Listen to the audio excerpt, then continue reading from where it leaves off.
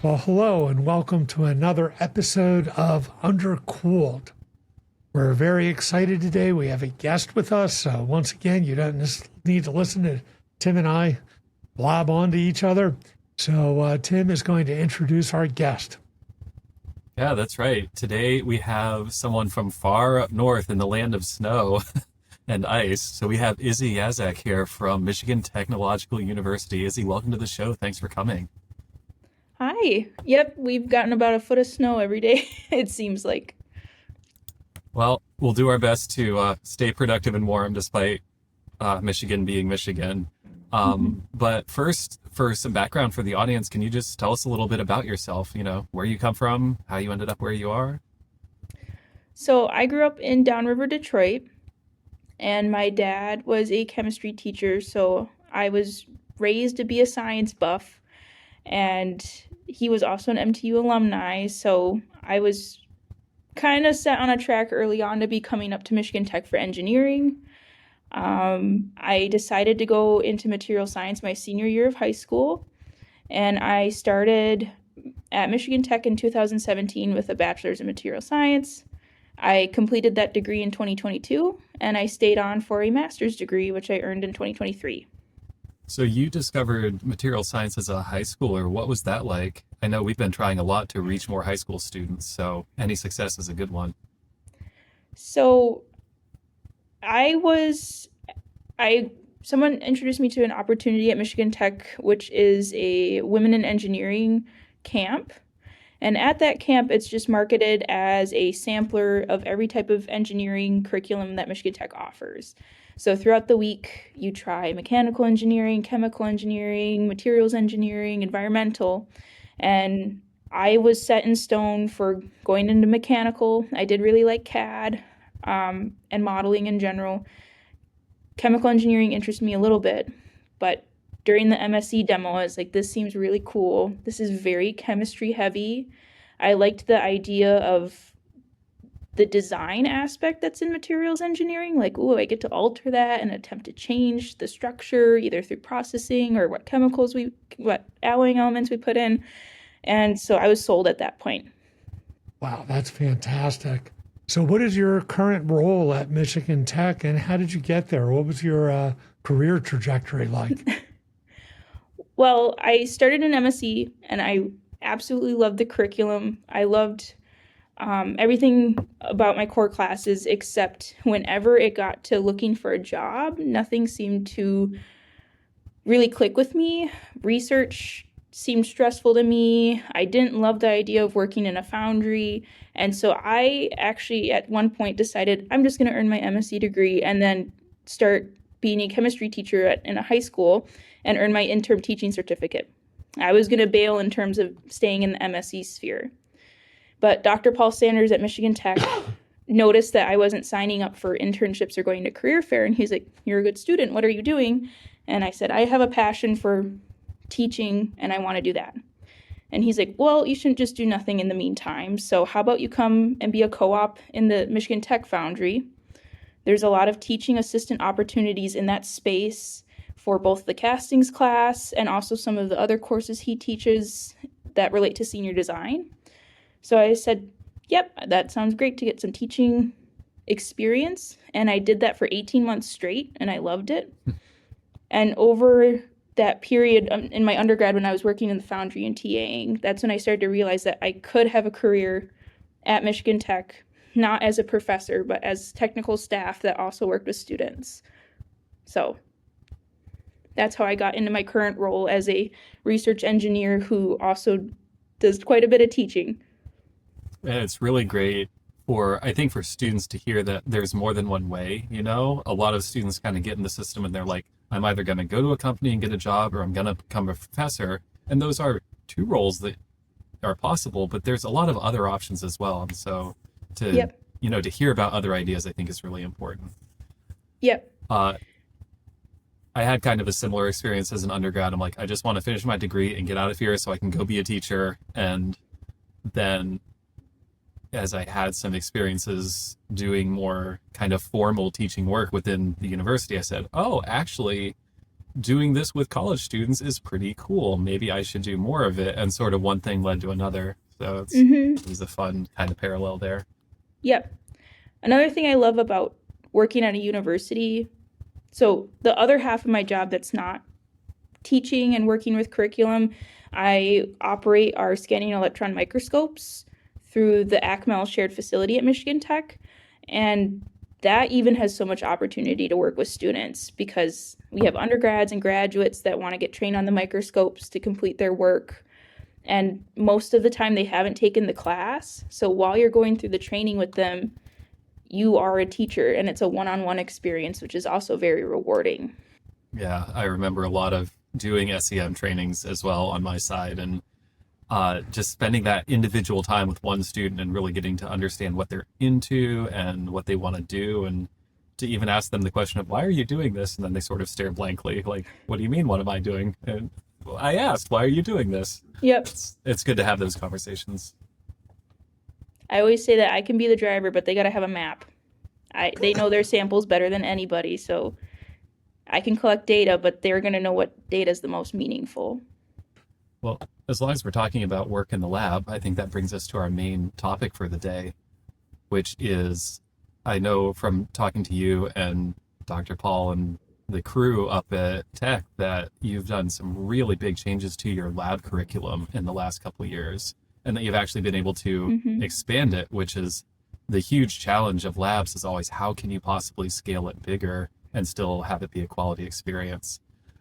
So can you, I guess, just give us the background first of what were the old labs like and sort of what was working, what was not working, and what was the impetus for wanting to overhaul your lab sequence?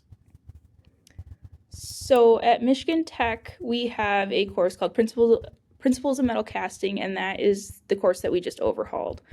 It previously had a capacity of 40 students, and we always maxed out those 40 students because the class wasn't just open to the MSE major. It counted towards minors in both the mechanical engineering and mechanical engineering technology majors. So the class filled up quickly because those are some of the biggest majors here on Michigan Tech's campus. So since there was a high demand, we saw that we could expand the number of students that we introduced to casting and MSE if we could get the class bigger. But we were already running 3-hour labs with 10 people in them, and we had 4 lab sections total to accommodate the previous 40-person capacity.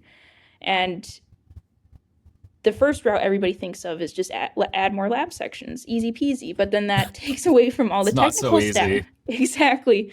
All the people who run the labs are technical staff that are also supposed to support the research of other faculty in the department. So eating up every single work week with castings lab was not going to be functional in terms of the department as a whole. So then that led to us breaking down the curriculum and digesting what we should keep and what we shouldn't keep and restructuring the whole lab. Right. So can you talk a little bit about what actually goes into your casting experience you give your students? So previously, the lab sections are 3 hours, and something that was great about the previous lab structure was when we had a casting lab, all the students got to experience everything that goes on in a traditional casting. Like, you're checking chemistry, or you're checking cooling curves, you're doing green sand molding right before the pour. We had students on a team prepping the charge material, weighing it out so that we were hitting an alloy spec. But all of this was going on in 3 hours. I always described it as a circus. I was a student in Principles of Metal Casting when I was an undergrad, when we were doing those labs. And it was so cool to see everybody working together, but I definitely did not learn a bunch of hands-on skills. In terms of what we were casting during those labs, we always try to cast objects that students want to take home. Not everybody wants to take home a brake rotor or a Y block. So we have various trinkets, patterns that we've developed, like little tokens. We have small 6-inch cast iron skillets we cast that students can finish up and take home. Sometimes we do anvils, and we would raffle them off for the people who are interested in foraging and blacksmithing. So no matter what we're casting, it's going to be an object students want to take home. It's really good that the students get to actually take something home with them that they made at the end of the lab. I do get to do that in my freshman like intro course, and some of the students are really proud of what they've made. And they say, "Wow, I actually like I'm a real engineer. I made something." And Yeah. not all classes give that opportunity, so that's really great. Yep. Something else that was a huge part of the class and which made it very popular for even non-engineering majors. I think for the past 4 years, we've always had one or two students in the class that are from the visual and performing arts majors because they're interested in the artistic side of casting. So in the casting course, we would have a group project where in teams of 4 to 6, students would follow the whole entire process of developing a casting. So modeling it in CAD, checking it in InspireCast, making sure that it'll fill, designing gating and runner systems for that object so that we improve the filling of that casting, manufacturing a pattern, molding it, casting it, finishing it. So we would do that over the course of a semester, and previously students got to pick whatever object they wanted to do for that. So that also led to, like you said, students' drive to create something and take it home is intense. So. Right. And having taken the class yourself, I imagine as part of the revision process, you had a lot of personal experience about what did and didn't work for you as a student that you were actually able to bring to that revision process. So what did that look like in terms of designing the changes to the curriculum? The biggest shift that I push for in any class I help with, I've helped with 3 classes so far since I've been hired, is the lab sections should have measurable skills that we're giving the students, not just more knowledge. Knowledge should come from lectures, and labs should be hands-on. And we have students who come into castings and they haven't used screwdrivers or hammers before even. I was one of those students. When I started co-oping, I had used like a power drill and that's it. And so just doing those 10-minute trainings with students so that they can use the band saws and use more hand tools really ups their confidence. So when we redesigned the course, we wanted to make sure that we had enough time in the section where everybody got to do something hands-on. They got to make a cut with the saw. They got to sign off on the training certificate that they can use that piece of equipment by themselves. They got to pack a mold by themselves, not in a team of 5 people so that they're barely touching the sand. When I took the castings class, I didn't feel like I gained a lot of skills from it. I learned a lot of knowledge of how the process worked, but I didn't think I could do it independently. So our goal in redesigning the labs is through the curriculum in the first half of the semester, when the students got to their group project at the end of the semester, they could run it for the most part on their own. Obviously not melt the metal. We were still going to be there for that, but that they could fabricate their patterns and molds by themselves. Did that answer your question? That. Oh, absolutely. I love that that you're getting the students to a point where they can actually do things independently, because that's always a struggle with bigger lab courses where it's teams of 2 or 3 and 4 and 5 students. And just exactly as you said, sometimes there's an individual who never touches a certain apparatus at all. Mm-hmm. And then it's like, well, what did you actually get out of it besides some theoretical awareness of this thing exists? Mm-hmm. We want them to leave with the confidence to say, I can do something. Yep. And I would claim I was a pretty good student, but I was a big note taker. I was so worried about taking in the knowledge that I was the person in the corner taking very, very crispy notes. But then if we had a practical at the end of the semester where I had to make a mold, that's where I would probably struggle a little bit because I had great notes on how to do it, but I hadn't had the repetitive practice throughout lab. So we used to have labs that were great for knowledge, and we switched to labs that are great for skills. There's no substitute for putting in the repetitions and Mm-hmm. just doing something many times and saying, now I know how to do this for sure. Mm-hmm. And now with the new labs, how did you solve the scaling problem? You managed to make enrollment go up, and still it sounds like from talking to you that everything is going pretty well. So what was the secret? Tell us how to do it. So we took those, I still refer to them as the circus labs when we do everything in 3 hours. Like, let's split it up so that we have a casting prep lab where we weigh out the charge material along with calculating the charge material, and prep our molds with Kanban sand so that they can sit for a week. So with those prep labs, students were using different power tools to cut up the charge material, and then they also got a lot of practice with molding with different patterns. And then the week immediately after the prep lab, we would have a casting lab where we would melt the metal, pour the metal, check chemistry and cooling curves. So by splitting up the labs that used to be 3 hours into two-hour labs, we got double the curriculum for the same amount of hours, same amount of money in terms of use fees and material. And the benefit to the students was they got more hands-on time. So it just seemed like a win-win across the board in terms of staff time, student time, and use of resources. So that was the big key to being able to expand the lab course, was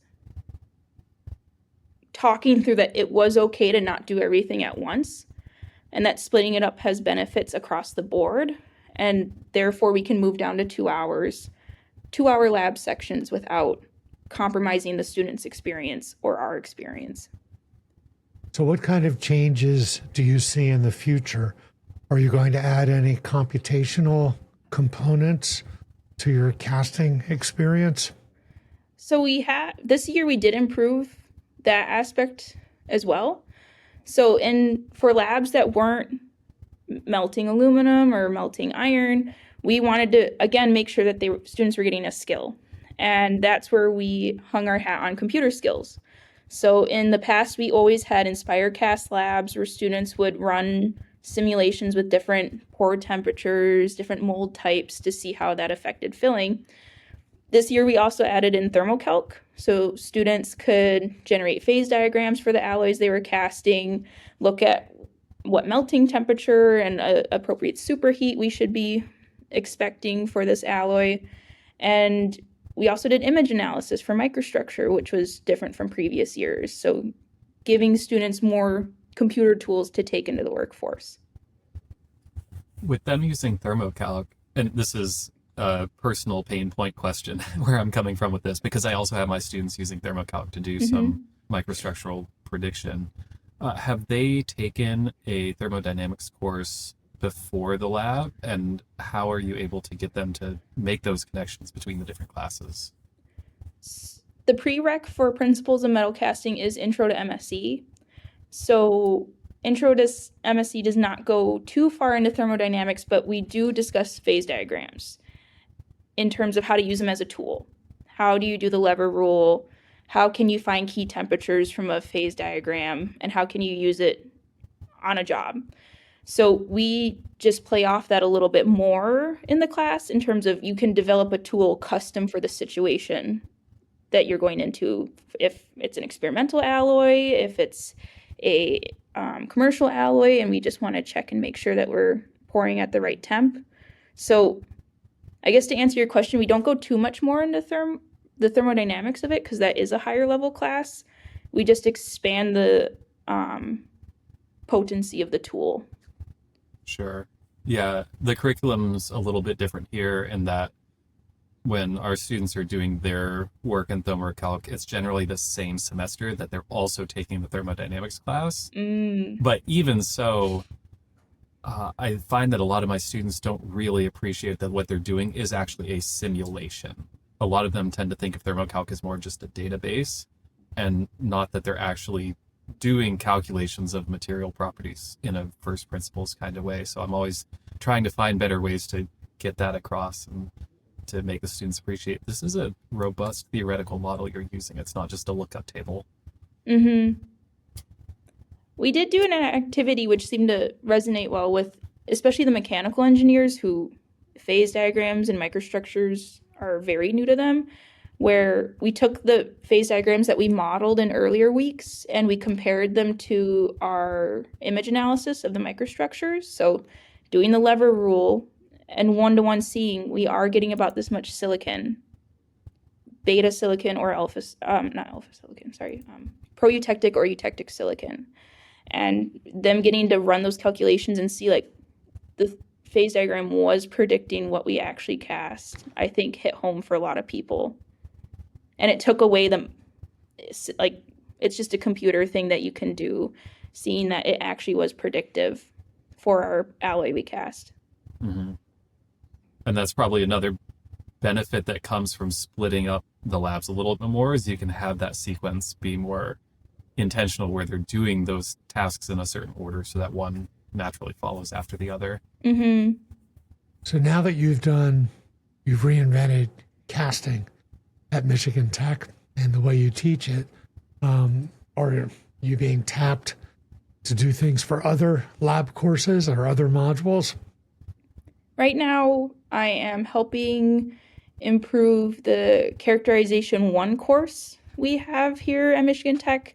So that is the first, I don't want to say the first, one of the first core curriculum classes that our students take once they get out of the Intro to MSE classes. So they start learning tools that they can use like XRD, SEM, tensile testing in order to characterize their samples. So previously that class had small units on different materials. So there would be a small unit on brass, a small unit on, I think it was Jomini unquenched steel. And they were great activities and they definitely stuck in people's brains because they were cool, but it was hard to synthesize data throughout the whole entire semester because of that. So me and Dr. Alexandra Glover, who's the lead professor in the class, have made it all about duplex steels. We're looking at the same duplex steels the whole entire semester, and we're having students slowly add the pieces of the tetrahedron together so that they can paint a full picture in terms of structure, properties, processing for these duplex steels. That's very cool. It's been my experience in labs as well that the longer projects do actually give you more opportunity for students to just have a more complete understanding of a single material system and get it in depth, as opposed to here's the thing you learn for a week, here's the thing you learn for a week, and there's not really that sort of synthesis that comes when it's so scattershot. Yeah. Well, what else? Let me think. As we've talked a lot about developing new ideas or modules or making curriculum revisions and so on, I also have been wondering, now that you've mostly successfully, mostly completed one development and you're working through a second one now, what's your advice to the would-be curriculum developers out there? If someone says, yeah, you know what, I want to update our labs, what have you learned by surviving the experience that you could share with others? Something I really hope I am doing, as well as I think I'm doing, is listening to students. I know when I was a student, I had opinions and I wanted to share them, and I didn't think I had a platform at that point, so I was just kind of pessimistic about stuff. But when we complete a lab, we're very transparent about, like, y'all were the guinea pigs. This is the first time you tried this curriculum.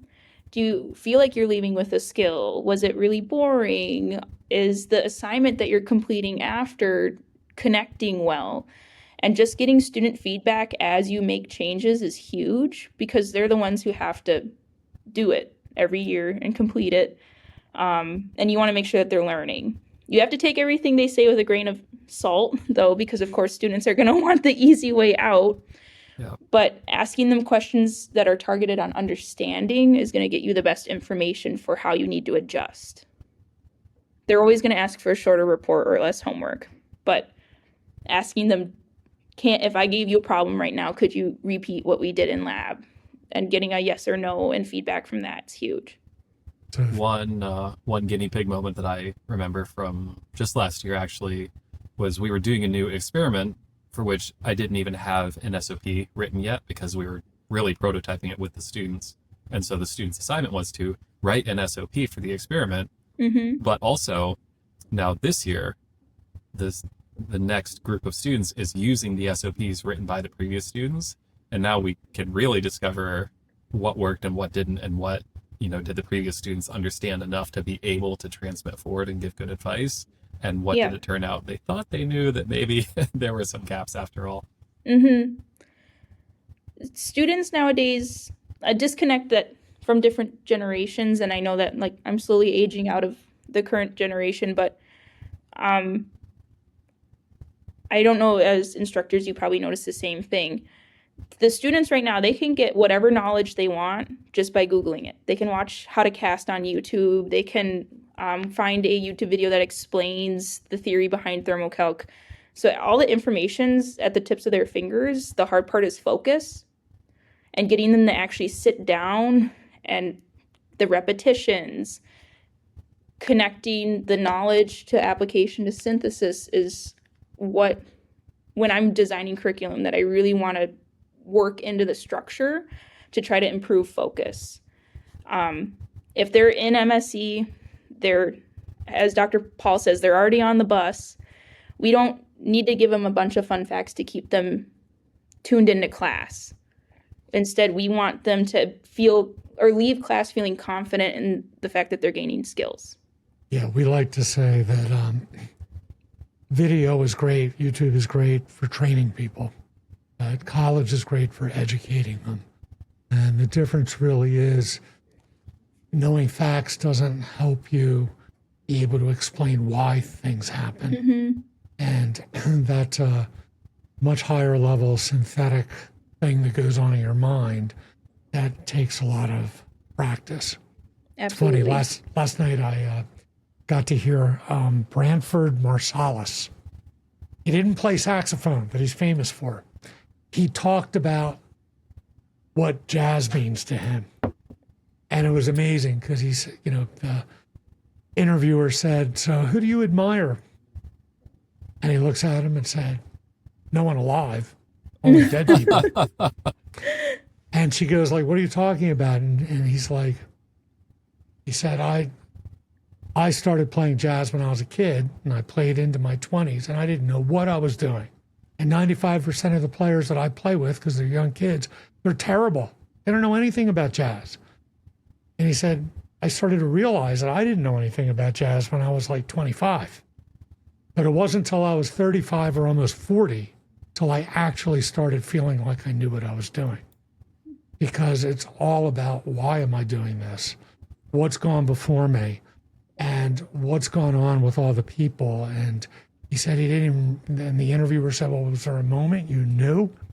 Now, I don't think this is something that we get in material science, but he said, yes, I have a specific time. I played a concert, and this person came up to me, and they were in tears. They were crying because they said the music moved them so much. And that blew me away. I couldn't believe that I was able to do that. But it kind of speaks to what we're trying to teach our students, to really have a feel for what we do practically and then what comes out, so that we understand why things worked, why things didn't work, and so that we gain this deep intuition about how theory combines with practice to actually get things done. And that's something you can't do by watching YouTube videos. And you need to be in there in the lab and try it and fail many, many times. And then with the help of your instructors, try to figure out why it didn't work. Yep. Then if you have the time, and you never do, but if you have the time to actually work on it to improve it, but that's going to take many more years. So I thought Branford Marsalis was kind of speaking to me in a lot of ways. It was very interesting to hear him talk. What a smart guy he is.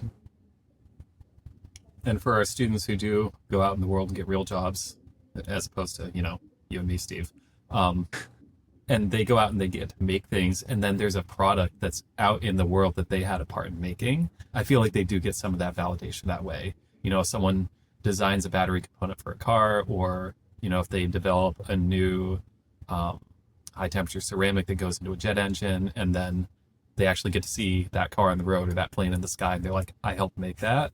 I think that does, after the fact, give them some of that, why am I doing this? And I just wish we could somehow bring more of that into class to have students feel that motivation earlier on. That's a good point. So I enjoy teaching and I love teaching skills. I haven't had an industry job, and that's where I really try to lift up when I'm redesigning courses, the people who work at Michigan Tech that do have industry experience and do have those stories. So when Dr. Paul can teach, like, come here and talk about your time at Ford. Dr. Glover, who's teaching the characterization class, she worked in industry and at a national lab. So encouraging faculty and the technical staff that have industry experience to talk about that industry experience in the right forum is huge. This might be a good transition to our next topic now that we're talking more about the motivational side of things and just what makes students want to do the things that they do, and also to help students stay motivated to, for lack of a better phrase, stay in school, because college is hard. I know the hat that Steve and Izzy have in common is doing the advising work in the department. So let's actually talk about that a little bit more. As advisors, you see the challenges that students have to deal with outside of the classroom. And what are some things that you found out that are challenges that our students are facing that maybe we're not aware of, maybe challenges we didn't have as students, and how do we support them as instructors when they're dealing with so much life outside of the classroom? That's a good question. I've served as interim academic advisor for about 2 full months now, and it's already been a world of a learning experience. As you said, Steve, they will come to you no matter what. If your door is closed and they have issues that they want to address now. But kind of what I said before, I think students are very overwhelmed in terms of right now they're encouraged to do so much with extracurriculars. A lot of students have to work. And when they are at home and they have the option to watch YouTube or take in social media, it's just lots of little information. And so I'm really hanging my hat on is when we have time with students, really trying to get them to focus on one thing and hone in skills for one piece of knowledge, one task, and become an expert in it as fast as they can, at least in that school setting, is the best way to get to them. Not overwhelming them in the classroom with a bunch of little things, because that's the rest of their life. When they come into the classroom, having a more singular task for them to focus on, and again, leave with more confidence, and that they actually gained a skill, not a new bit of information to file into their brain. I emphasize with all the students I talk to that it's so important to form study groups with their classmates. In fact, that's one advantage of material science, because we're all small departments, and usually the same group of students is in all the classes in a given term, so they only need one study group. But I try to emphasize how social learning should be. And, it's something I learned the hard way just by trial and error. But it's a lot more fun to study with a group of other people than to study by yourself. Mostly because you realize you're not missing out on anything. Like, I'm stuck in here in the library and all my friends are out at the bar.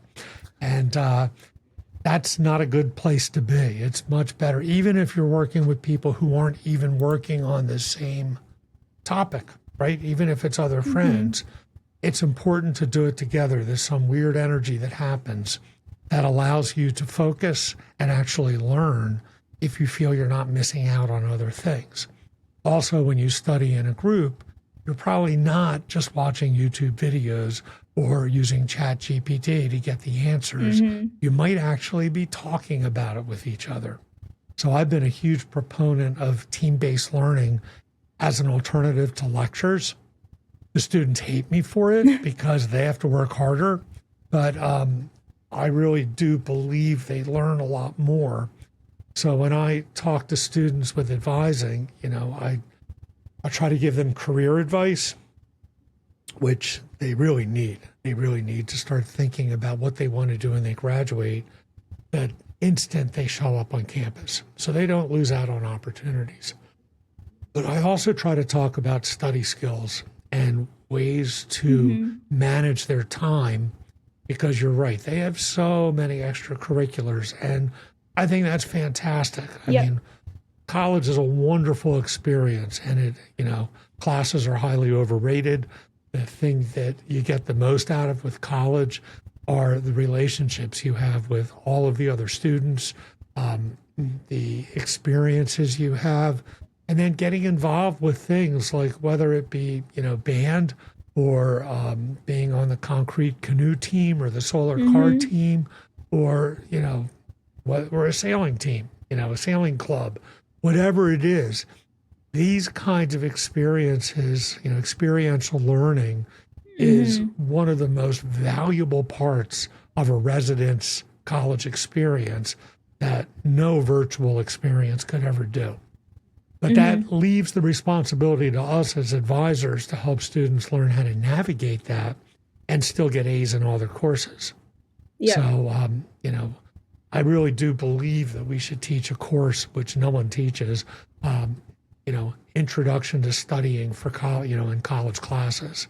And there are good YouTube videos about that. That guy, Ali Abdul, who is he's a famous YouTuber. He makes millions of dollars. He talks about how he survived medical school in England. And he used to teach all of his other students all of his tricks for how to learn. But he became so successful at YouTube, he quit his job as a doctor because that wasn't earning him enough money. Wow. And now he's this productivity guru, which is really stupid because productivity stuff, what a waste of time. You spend all this time trying to figure out how to be more productive, and it makes you less productive because you weren't actually doing anything.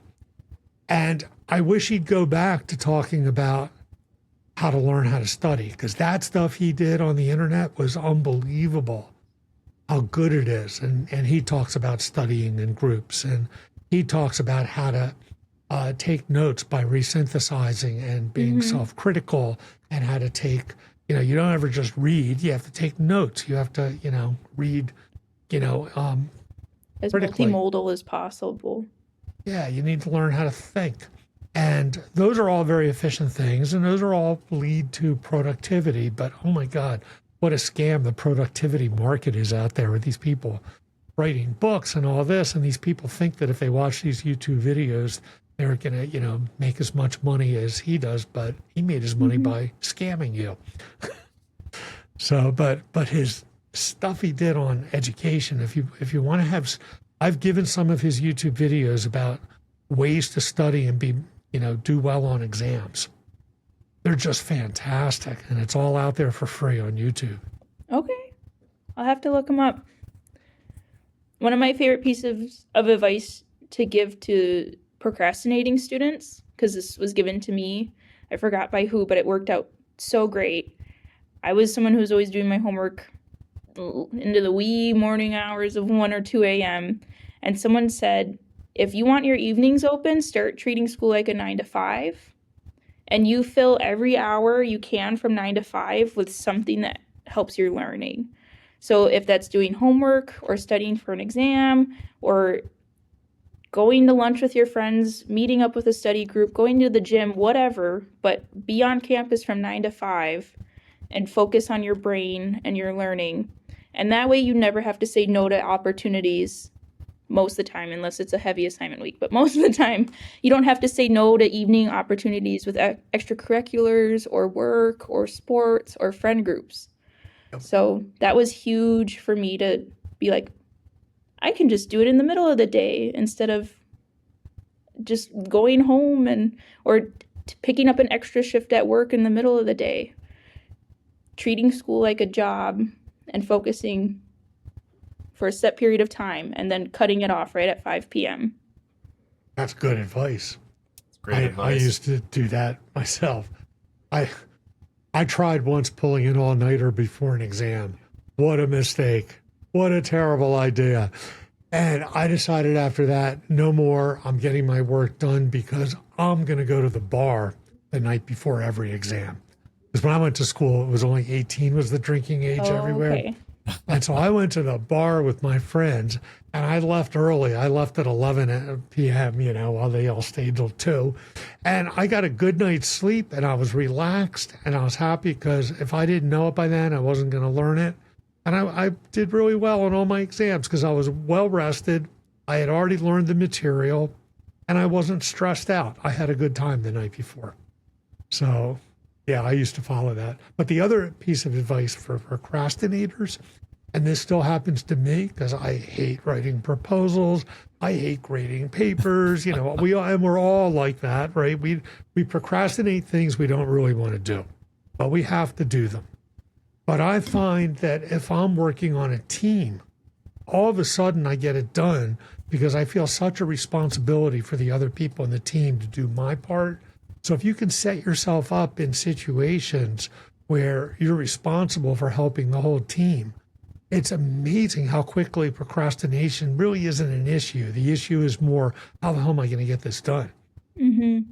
So that's the other piece of it. That's, again, why working with teams is so powerful, because you'll do things for teams that you would never do for yourself.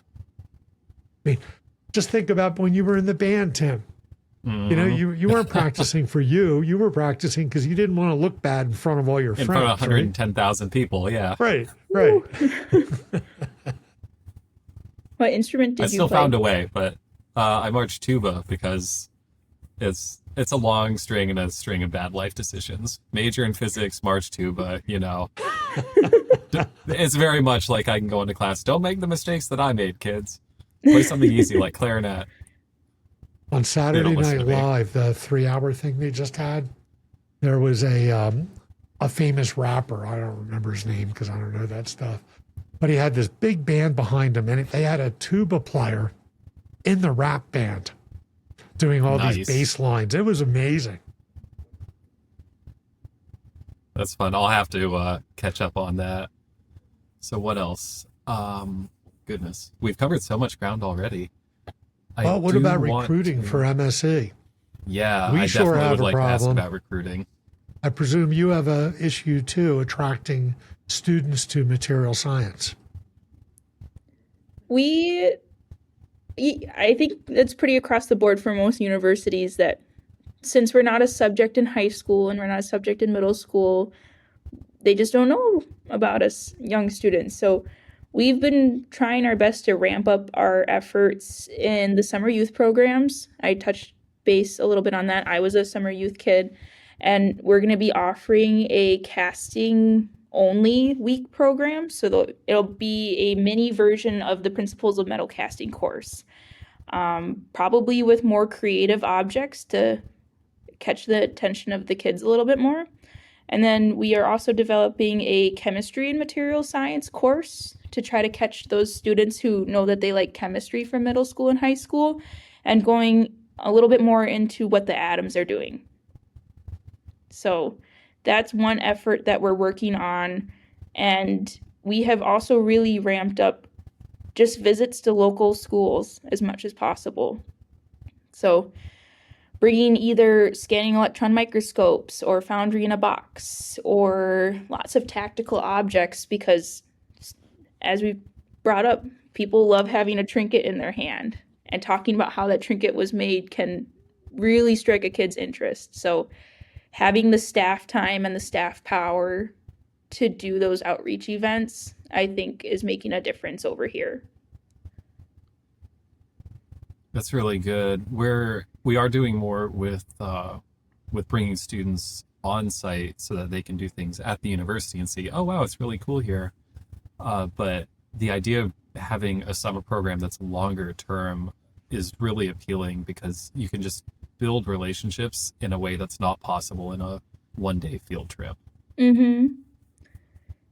Those camps are run by a full team of people, technical staff, faculty, grad students, even some undergrad students. So if it's a high school junior who's participating in the camp and that seals the deal for them going into MSE, if they do come to our program specifically, they're going to know 10, 20 faces in the department.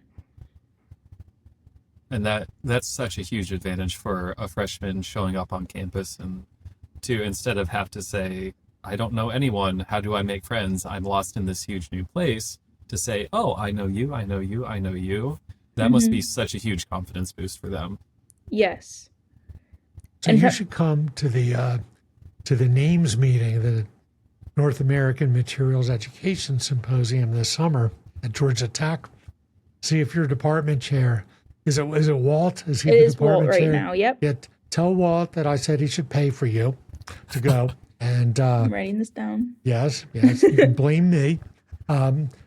Because I think it would be great to have you talk about both your casting class and also this idea, the camps that you're running to it. Because you're right, this is a problem that all of our materials programs face.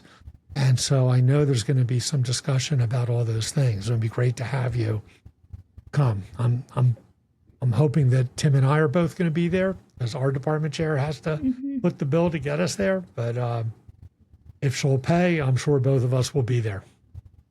Good to know. That's a part of my professional skills. I'm still growing is industry connections and going to conferences. I went to the casting congress for the first time and I got to meet new faces. So thank you for the recommendation. I will ask Walt. Yeah. I know, actually, this is another good bit of student advice as well, is I certainly never went to conferences when I was a student. And the missed opportunity there of just, again, being able to meet people and say, oh, these are faces that I know. These are familiar, friendly people in the field that I'm going to be working in. And it would have been really great for me to have made more of those connections. But, it is what it is. But now I can certainly tell students a lot more. Find a way. There's funding support available. There's scholarships available. Going to conferences doesn't have to empty your bank account, and the rewards can be huge. Yep, absolutely. So I'll have a link to the NAMES conference in the show notes for this coming year, and you can take a look at their website. But it's a great community of materials educators who the whole conference is focused on best practices. So it doesn't necessarily have to be a research topic. It could just be things we've tried that seem to work, and we'd like to share it. Okay. So is there anything else that you'd like to talk about?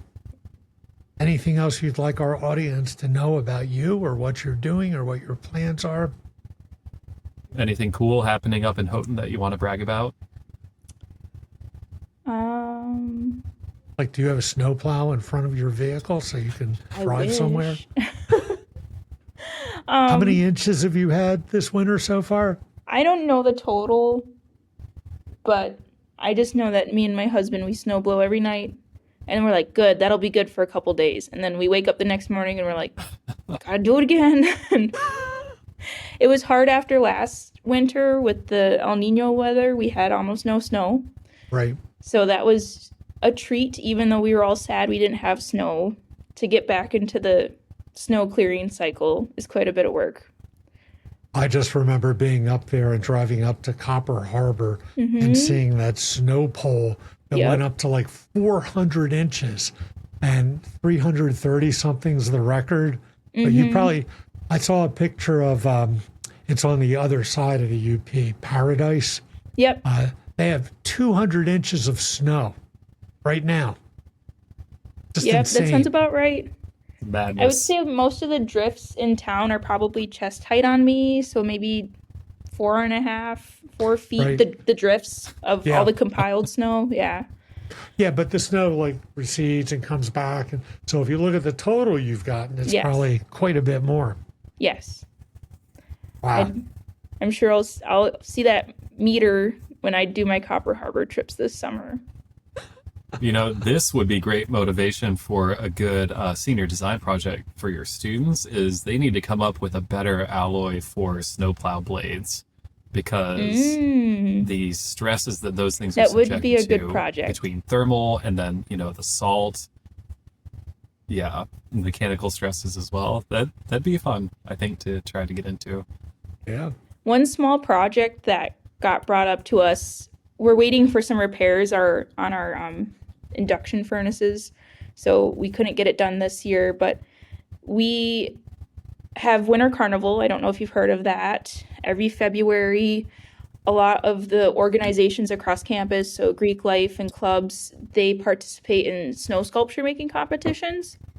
There is a month-long competition where the sculptures are life-size, and if you walked through them, the buildings are 2 stories, life-size dragons and stuff, very cool. And then there's also overnight sculptures. So Ben Jaszczak, who's my brother-in-law, actually, he's in the marketing department, and he's been looking a little bit more into what do professional snow sculptors use when they do their work, and they often use steel or cast iron tools. I think they're called pickle forks that are ideal for carving up the snow and having good control so that you're not like chiseling lots of bevels into the snow, but you're actually like raking off smaller layers. And so he asked if we would be interested in making tools for campus so that we can improve snow sculpting. So hopefully next year that's something we can do in terms of like snow related activities. But the snow plow is a great idea for a senior design project.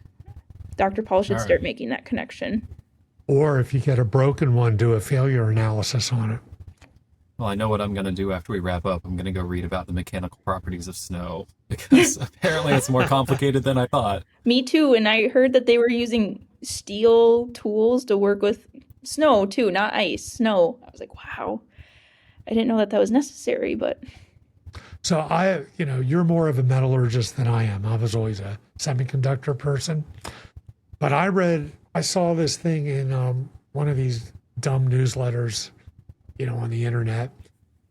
I guess it was underscored from CNN. They said that people should buy stainless steel soap to get rid of garlic and onion smells on their hands after they've been chopping onion. And they have a picture of this bar of soap, but it's made of stainless steel. How can that possibly remove odors? I don't understand that. I don't either. That would take some literature review on my part, too. I'm skeptical. Yeah, well, me too. I didn't buy it. I figure I have plenty of stainless steel. I could go rub my hands on the refrigerator, All right, go do the experiment and report back to us in the next episode. We should wrap it up so I can get in the kitchen and go chop some onions and do an experiment. Yeah. Well, thank you so much for coming today. It was great to have you here. We got to talk about so many different topics, and hopefully I'll be up in April for the Tech EAB meeting. Perfect. So we can hang out there. Thank you so much for having me. Yes, thank you. And it was nice to meet you, Steve. Yeah, hopefully I'll meet you in Georgia Tech. Yes. As soon as Walt gives you a check to go. I'm going to go down CC there. you on the emails so that. Yeah, and if Walt won't do it, tell Janet to tell him to do it, because I know Janet's not the dean anymore, but she's a good friend. I've spent a lot of time with Janet, and I'm sure she knows all about the North American Materials Education Symposium. She should come too. Okay. So should Walt. Should all come down. We're on the undergraduate curriculum committee together, so I can bring that up then. Great. We'll make sure to say hi to them. They're awesome people. Will do. All right. Well, thank you very, very much. Yeah. Thank you and so to much. everyone out there in the audience, we'll see you next time on the next episode of Undercool.